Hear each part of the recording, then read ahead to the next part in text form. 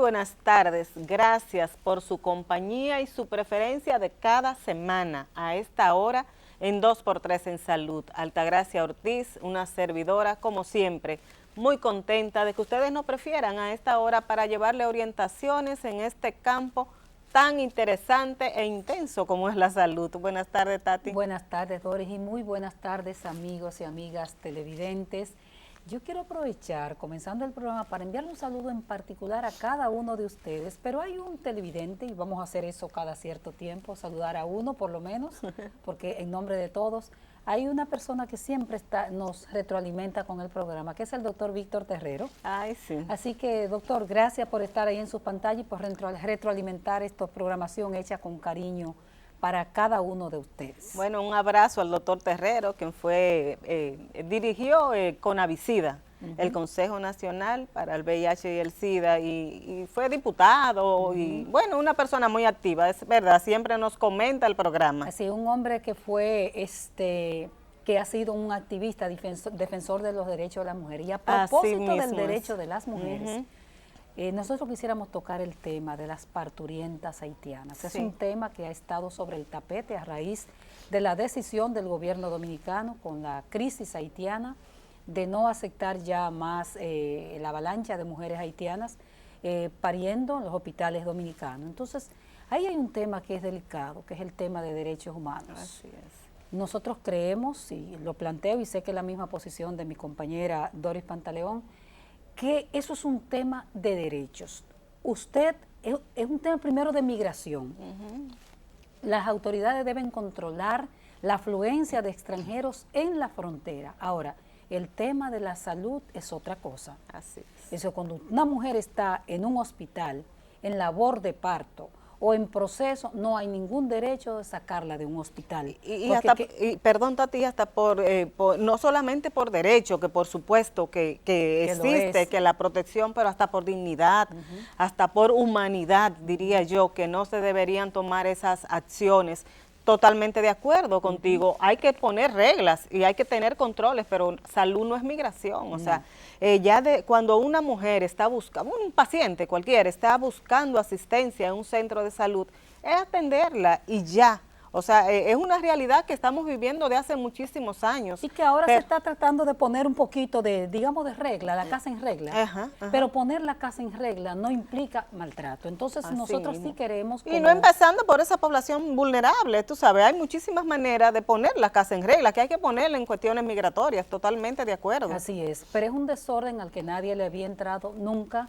Se aprovecha esta situación, el momento también es muy difícil, en medio de una crisis sanitaria mundial como la que tenemos. Entonces nosotras queremos, como defensora también de los derechos humanos, de las mujeres, de los más vulnerables, como expertas en salud, también plantear eso, o sea, que se pare.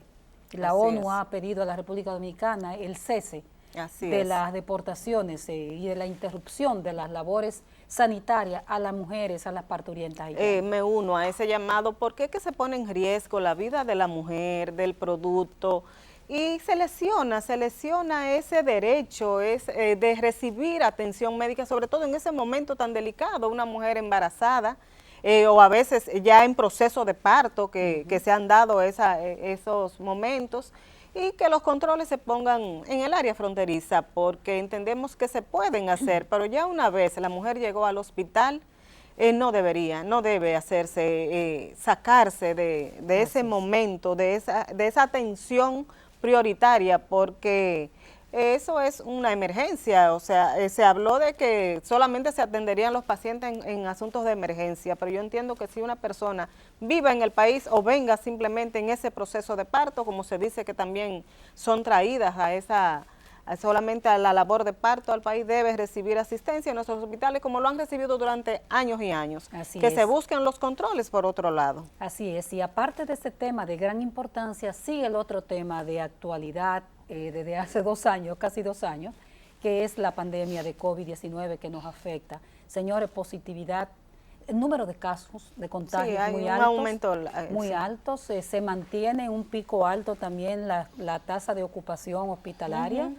Eso preocupa porque se trata sobre todo de pacientes graves en cuidados intensivos y conectados a ventiladores, Mientras tanto, y hay un trabajo que tú hiciste fabuloso en la semana, después le seguí yo con otro parecido, hay un relajamiento general de la normativa sanitaria. Así es. Tú solo tienes que tomar una calle cualquiera de Santo Domingo donde haya discoteca y va a haber cantidad de jóvenes fumando juca, fumando cigarrillo, bailando, sobre todo eso sin ningún tipo de normas. Pero tú entras a una plaza comercial un fin de semana y las aglomeraciones son inmensas. Y como dices tú, sin ese distanciamiento y sin uso de mascarilla, porque la gente sí tiene derecho a distraerse, a esparcirse, a salir, porque no tenemos restricción de esa naturaleza, pero que cada quien asuma su responsabilidad y se cuide su poquito, porque tenemos altísima incidencia del COVID en este momento, tenemos más de una semana consecutiva con reportes de más de 1,000 casos diarios, nuevos casos de COVID. Entonces eso te dice a ti Llevamos una semana y algo así. Sí, más de una semana. Sí. Entonces eso te dice a ti que sí hay una alta incidencia y lamentablemente también la vacunación que luego de que Salud Pública emitiera aquella resolución que establecía obligatoria mostrarla cuando uno iba a entrar a lugares colectivos, la vacunación también se desaceleró, la gente está dejando de ir a los puestos de vacunación y creo que si tenemos la vacuna es gratis. Vamos a buscarla, porque es un beneficio que otros países lo quieren y no la tienen, y nosotros sí lo tenemos. Así es, y bueno, con esto nosotros nos vamos a ir a unos mensajes, no sin antes recordarle, tal como dice Doris, pues el uso de mascarilla, el lavado de las manos, la gran herencia de esta pandemia, lavarnos las manos con frecuencia. Ojalá y no se olvide después. Ojalá que nunca se nos olvide y recordarles que hay otros virus en el ambiente, como las gripes comunes y la influenza, que está afectando grandemente a la población. Y antes de irnos a la pausa, Tati, recordarle a nuestros amigos televidentes que pueden suscribirse a nuestro canal de YouTube y buscar nuestro programa en las diferentes redes sociales, así mismo con nuestro nombre, 2x3 en Salud. Nos vamos a la pausa y regresamos de inmediato. 2x3 en Salud.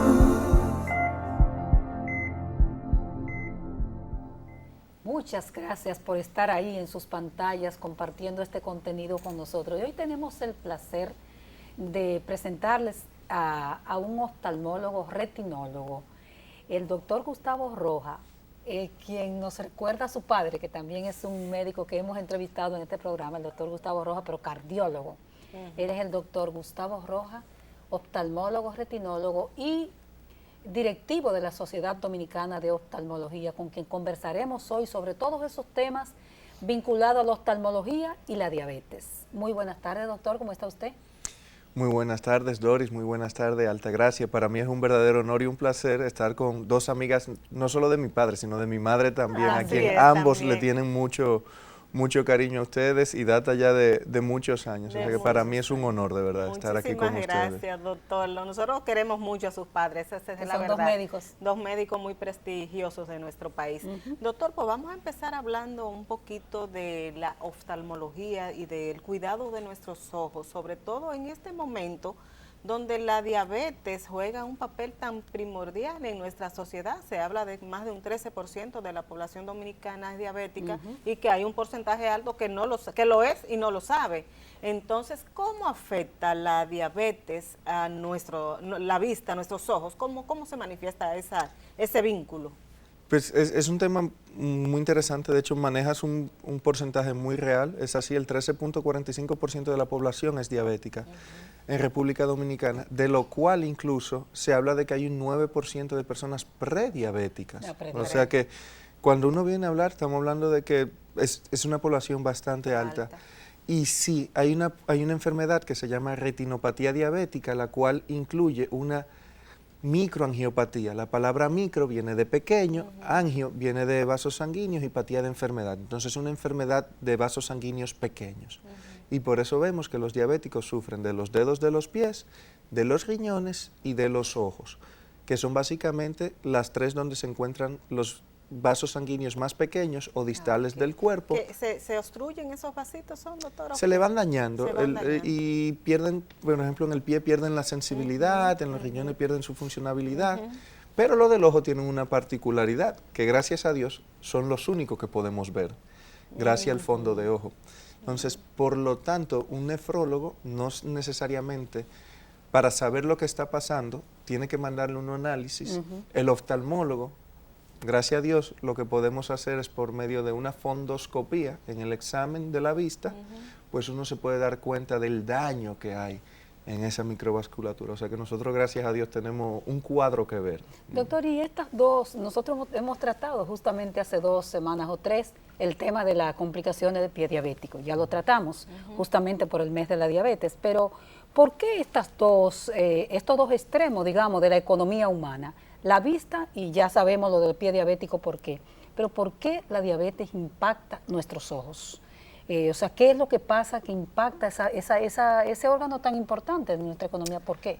Es así, es porque los vasos sanguíneos se van dañando y la retinopatía diabética es un poquito extensa, entonces se divide, digamos, en no proliferativa y proliferativa, con edema macular, pero digamos que la meta de nosotros, de la sociedad, es llevarle esa información para que el paciente le llegue a tiempo a uno. Exactamente. Porque es la tercera causa de ceguera irreversible a nivel mundial, pero la primera en edad laboral.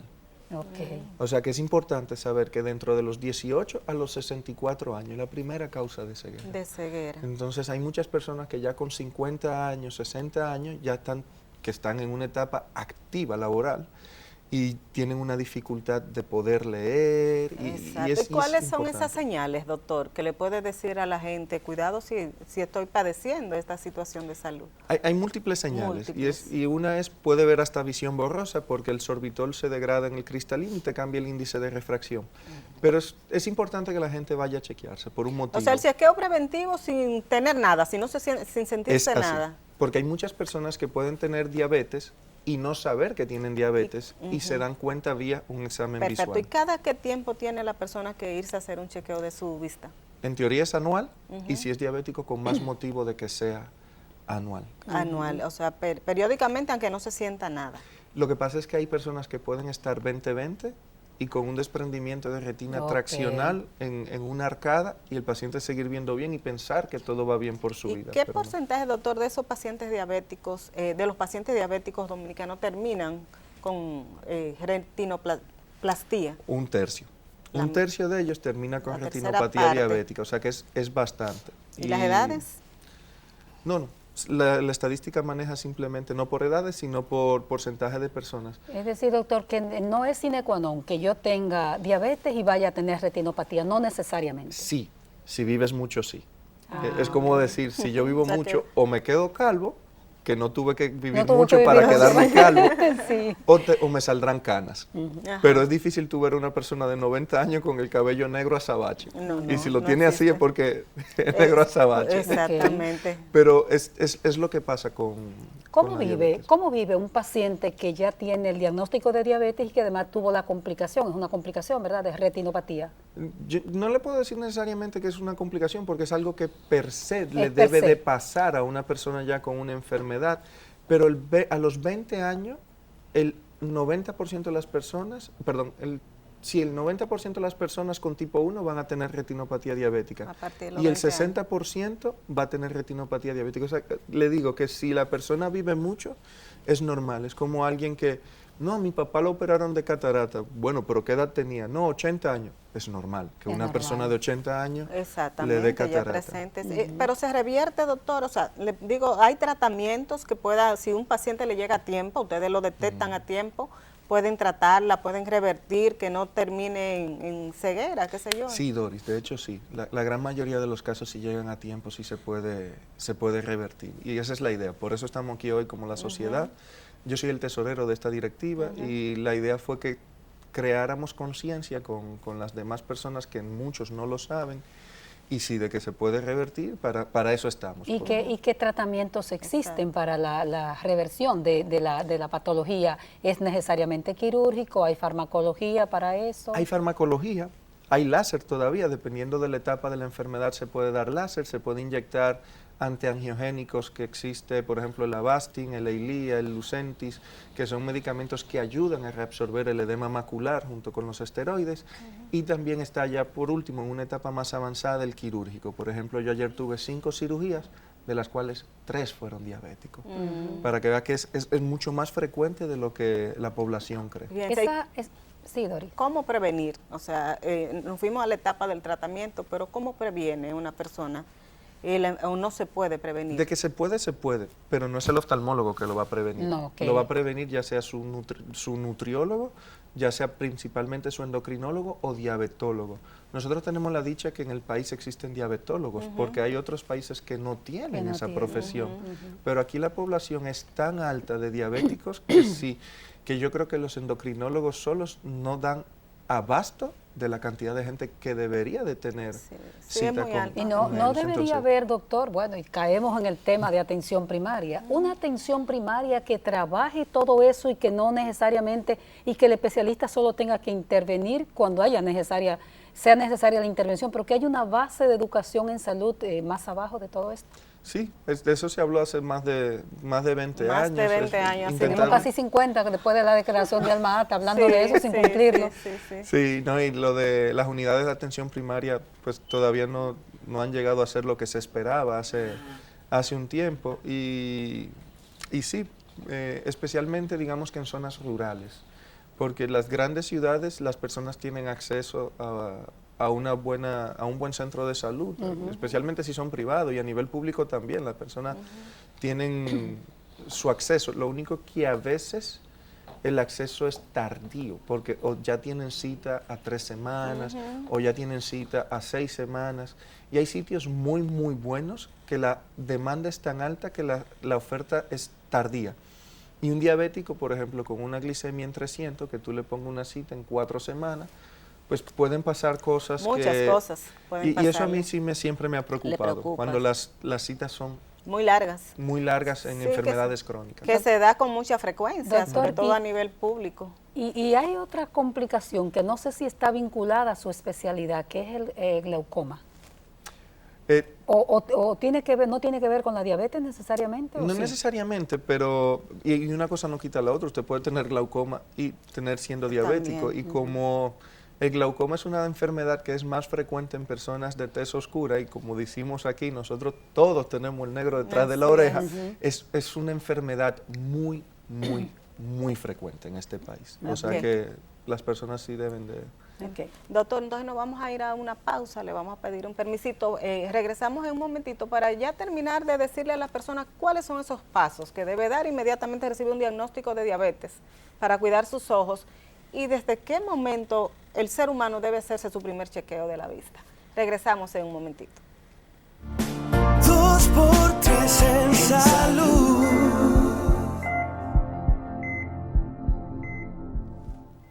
Continuamos esta conversación con el doctor Gustavo Rojas, quien es directivo de la Sociedad Dominicana, tesorero específicamente de la Sociedad Dominicana de Oftalmología, y tiene la especialidad de retinólogo.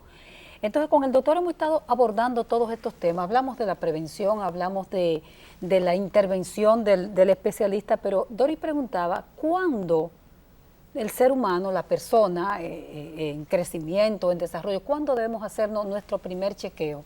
Porque parece que eso es fundamental. ¿Cuándo comienza esa etapa? Que déjame ir al oftalmólogo. Bueno, es increíble, pero hace 20 años tal vez la gente iba al oftalmólogo cuando ya tenía un problema o cuando ya se sentía que no veía bien. Si se fijan, las escuelas hoy en día le exigen a los niños que le hagan un examen visual para poder inscribirlo. Okay. Y eso se debe a una campaña que hicieron en su momento las directivas anteriores.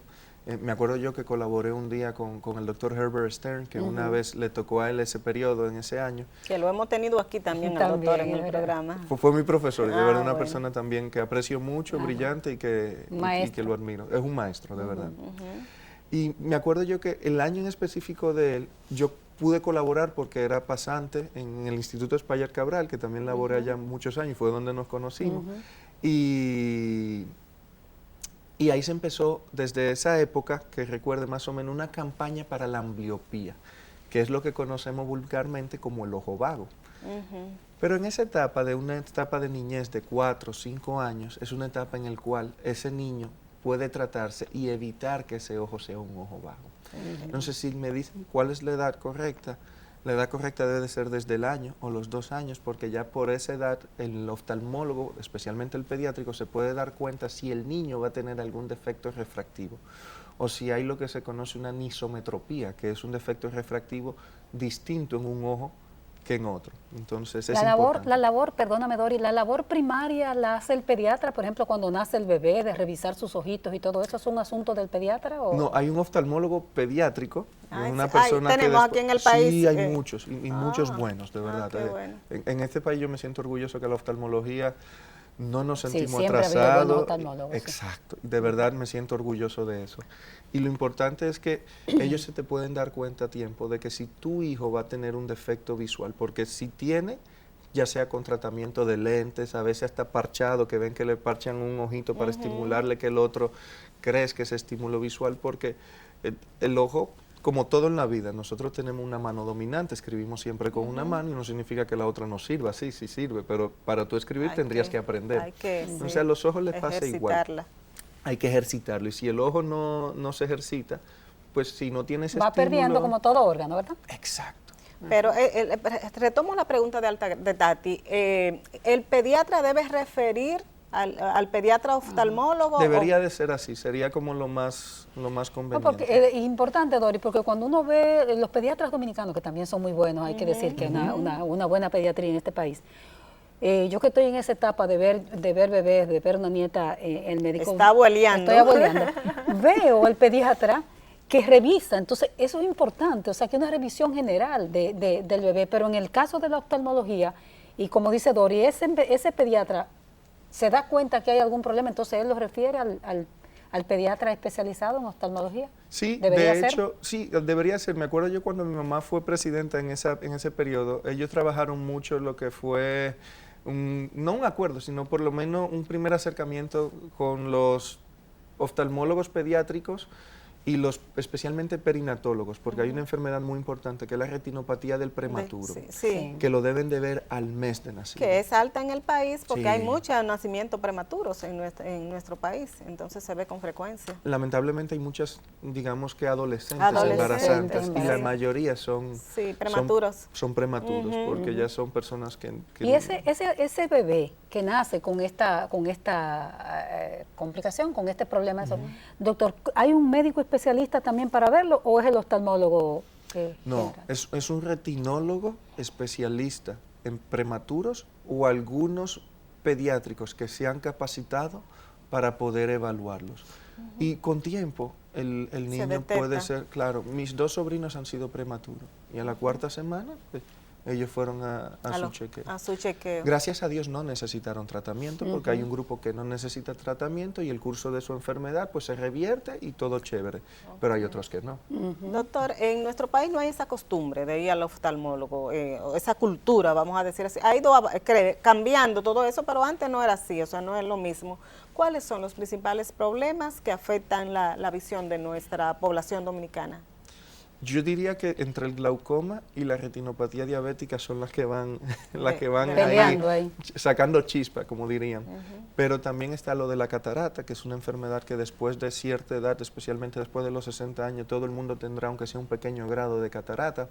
Las personas que son diabéticas se le acelera ese proceso y por eso lo tienen que operar un poco antes.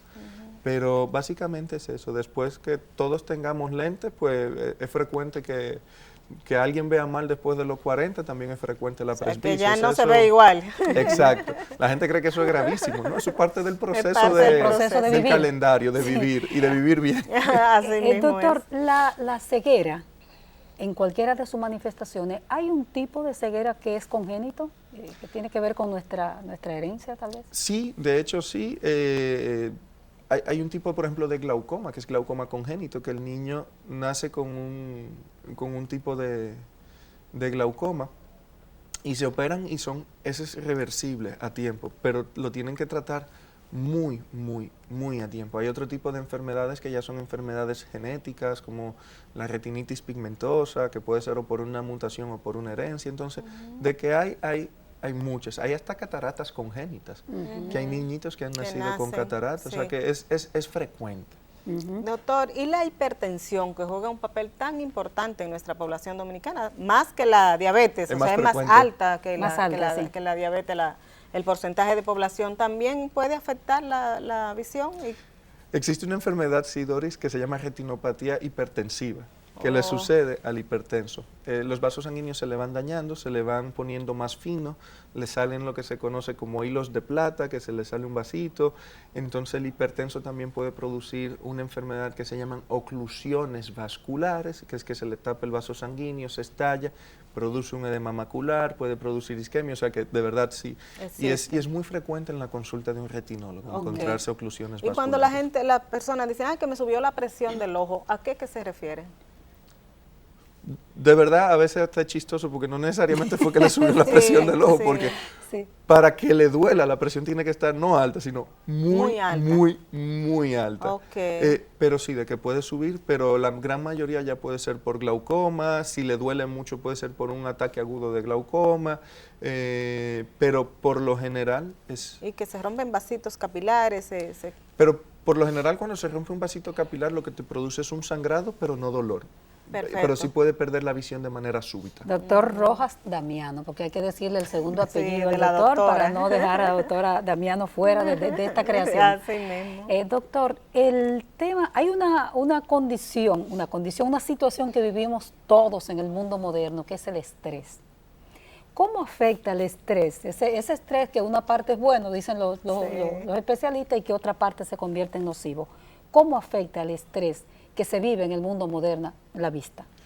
Yo me río porque todo lo que me han preguntado, pues, tiene algo en el ojo. Y efectivamente el estrés tiene una enfermedad que se llama corioretinitis serosa central, que es que fruto del estrés... O sea que al ojo llega todo. Casi todo. Casi todo.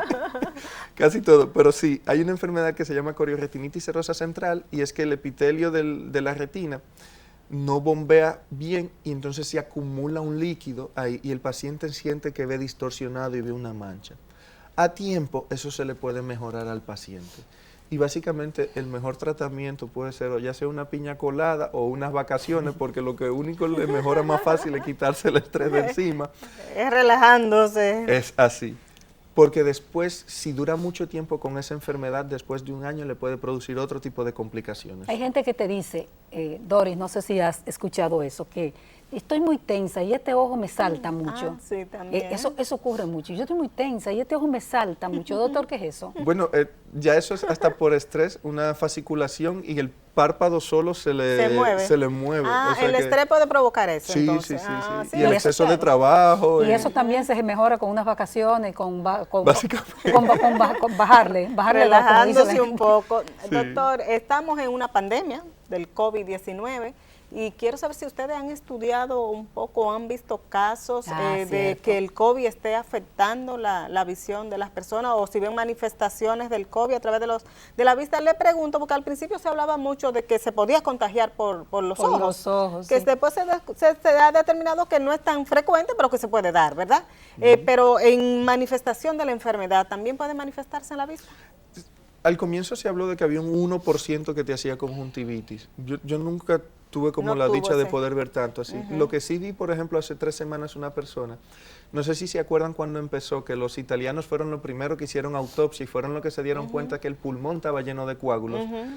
Esos coágulos producen oclusiones. Y esas oclusiones sí pueden pasar en el ojo. Y yo vi un paciente que lamentablemente duró en intensivo 2 semanas y pues ya quedó con una oclusión vascular que lamentablemente no tiene una reversión como él quisiera. Entonces, sí, no es lo más frecuente, pero sí pasa y sí tengo pacientes. Te menciono este caso porque fue reciente, fue hace 2 o 3 semanas. Sí, pero usted ha visto pacientes, o sea, sí se han visto casos. O sea, que ustedes están, todo lo que es la oftalmología va estudiando también, porque en cardiología se está estudiando el gran impacto de la enfermedad en el corazón. Eso está pasando en el cerebro, nos decía el doctor Sillier también. Entonces la oftalmología no está exenta de todas las complicaciones que ha generado este bicho, como dicen algunos. No, lamentablemente no es así, Altagracia, de verdad, lamentablemente es una enfermedad que yo no creo que se acabe por ahora, lamentablemente aprenderemos a convivir con ella como hemos vivido por estos últimos años y sí, de que tiene sus repercusiones oculares, la tiene. Bueno, doctor, otro permisito. Nos vamos, sí. Sí, nos vamos va. a una pausa y entonces regresamos con el doctor. Vamos a ver, doctor, para que nos diga al regreso una cosa que nos pasa a todos y que nada más hay que no tener ojo para que nos pasen las lágrimas. ¿Cuál es la función de la lágrima en el ojo? Porque este es un programa altamente educativo. Es malo que estemos lloriqueando todo el tiempo en términos de altura, que nos salga la lágrima. Vamos a ver eso con el doctor Rojas Damiano. ¿Cuándo regresemos? 2x3 en salud.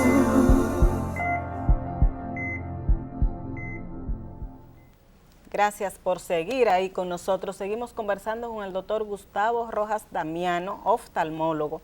Altagracia le preguntaba de las lágrimas, doctora. ¿Es bueno llorar? ¿Y qué función desempeña la lágrima en el ser humano y en nuestros ojos? Es bueno llorar, depende de la causa, porque todo es De bueno alegría, por alegría y de ¿verdad, doctor? tristeza. Entonces, es bueno llorar, sí. Pero no, la lágrima tiene su función. ¿Cuál es la función? La película lagrimal cubre la córnea y, pues, si eso se seca, vamos a ver borroso.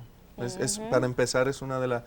Pero la película lagrimal es un poquito compleja porque tiene varias capas y se producen por varias partes, pero para que, como me preguntaron, porque hay gente que a veces siente lagrimea, eso puede ser hasta porque el ducto por donde se drena esté tapado.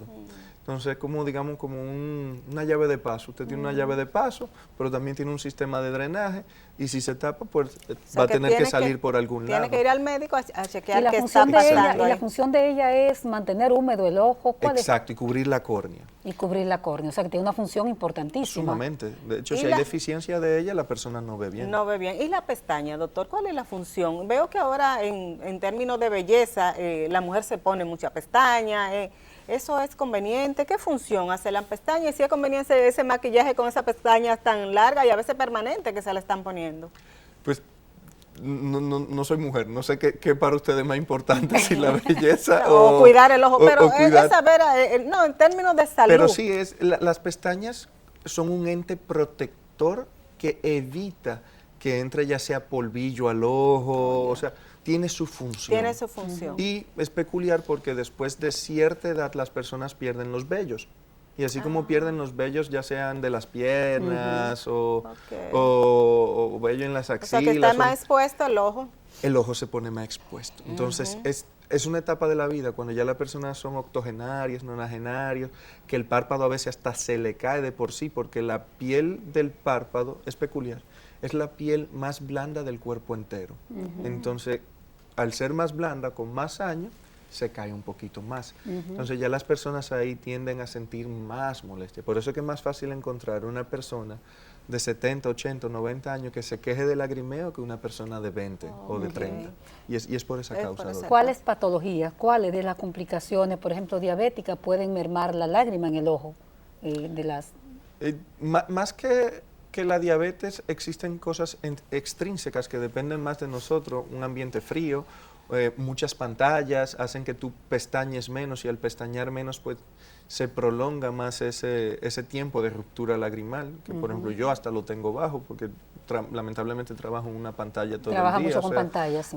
Los récords son hoy en día muchos, son récords electrónicos, y uno básicamente se pasa mitad viendo al paciente y mitad escribiendo. Y hablando de pantallas, doctor, ¿qué puede pasar con nuestros niños y nuestros jóvenes que están todavía más expuestos a las pantallas? Se pasan todo el día en Desde el chiquititos celular los callan con o en una una pantalla, tablet. sí. Exactamente. ¿Ustedes están viendo ya efectos en la visión de todo esto? Sí, son efectos ya que se han descrito en estudios.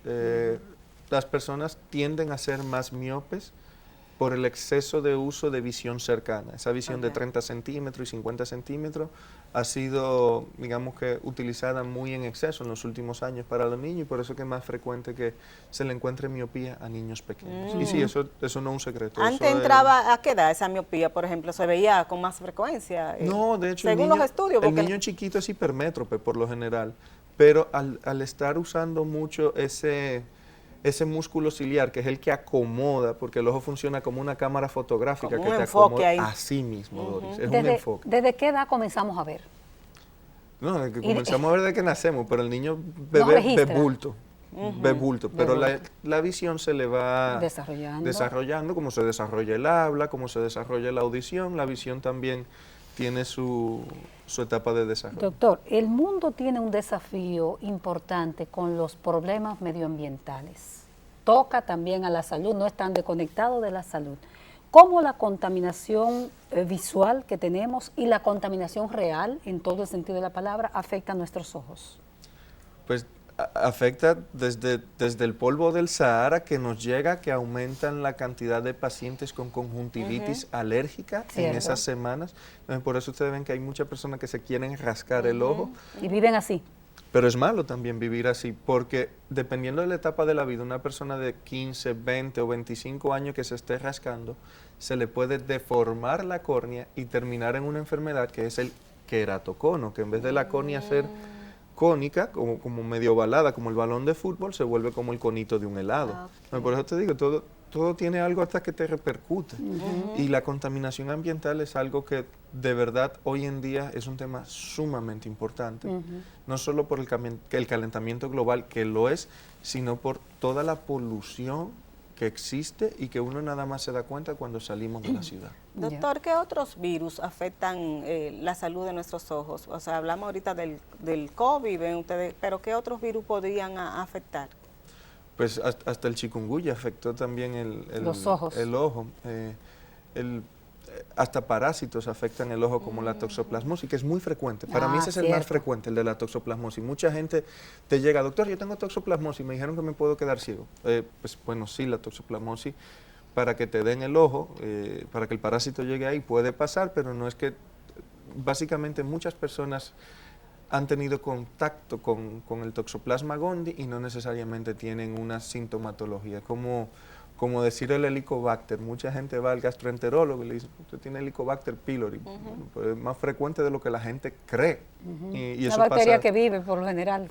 es así. Doctor, el lavado de manos, que ahora nos están enseñando tanto y que desde hace mucho se habla, pero que quizá la gente ahora con el COVID ha entendido la gran importancia que tiene. ¿Qué importancia tiene también para nuestros ojos ese lavado de manos, esa higienización? ¿Ustedes han visto revertir quizás enfermedades que veían antes, que la gente se lavaba menos las manos que ahora? Son menos frecuentes, Doris, es así. Lamentablemente, los ojos es algo que sin querer, uno dice que es como el oído, uno debería de limpiárselo con el codo, pero sin querer uno se lo toca. Y las manos son, digamos, que una fuente de infección, y eso es cierto. Es tan frecuente, por ejemplo, encontrar personas operadas, especialmente en hospitales, que se cogen y se limpian con un paño, probablemente con el mismo paño que se secaron la boca o la nariz. Y por eso existen más infecciones, pero sí, es un foco de infección las manos. Hay una época del año, ustedes me van a matar, pero a mí se me olvidó el nombre, ¿cómo se llama ese virus que afecta durante el año y que llena las salas de bueno, la conjuntivitis. La conjuntivitis, doctor. Esa, ¿en qué periodo del año y por qué se exacerba? Recuerdo que antes de la COVID tuvimos un brote en el país que llenó, el Secanó estaba full, las salas estaban llenas. Cada 2 o 3 años tenemos esos brotes. ¿Por qué, doctor?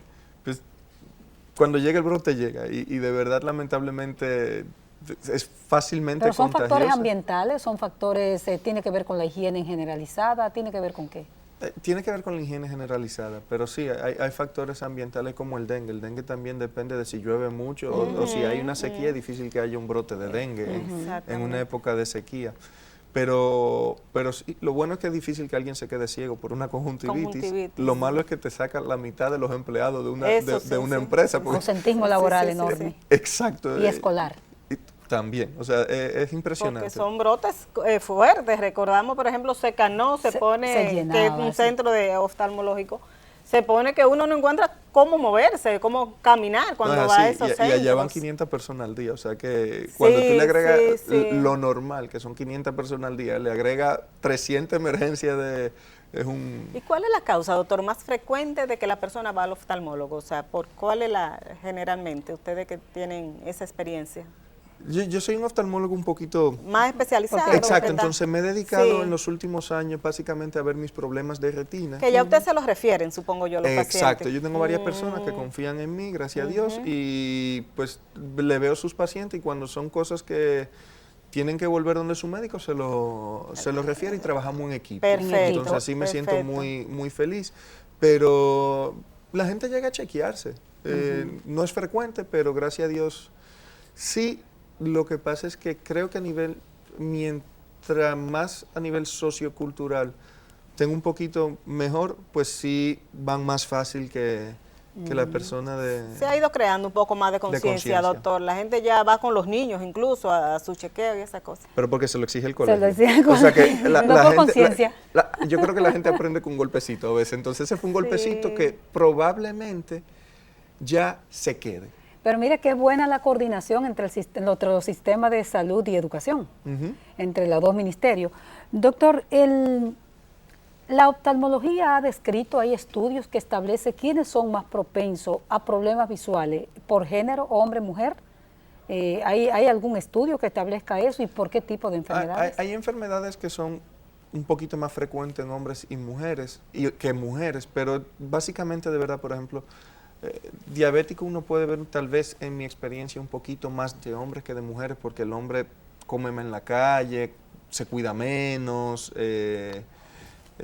más por ese tipo de cuidado. Y nos vamos, doctor, nos vamos a ir a una pausa comercial, pero no podemos dejar en materia de educación de analizar con usted la alimentación y nuestros ojos. ¿Qué tanto influye eso? ¿Qué tan importante es? Antes hablaban de que había que comer pescado para los ojos y zanahoria. Y zanahoria. Vamos a ver eso en nuestro último segmento ya con el doctor Gustavo Rojas Damiano, quien es oftalmólogo directivo de la Sociedad de Oftalmología, quien nos hace el placer de estar con nosotros. Regresamos en un momentito. 2x3 en salud.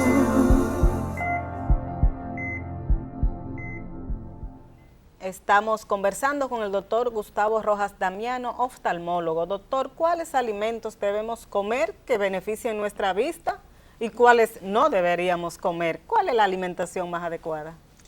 Pues, Doris, sí, existen alimentos que te ayudan y es verdad, los vegetales y los pescados, digamos, son nutrientes que ayudan. Sabiduría popular, la gente lo dice eso. Sí, eso es así, de verdad, y eso no falla. ¿Por qué? ¿Qué tiene? Por ejemplo, el pescado, ¿qué tiene que nos ayuda? Es rico en omega 3, por ejemplo. Hay enfermedades que son como la degeneración macular, que es algo que yo trato, pero no es la más frecuente en el país porque son enfermedades que se ven un poquito más en personas de tez blanca, aunque también la puede tener una persona de tez oscura, pero son más frecuentes.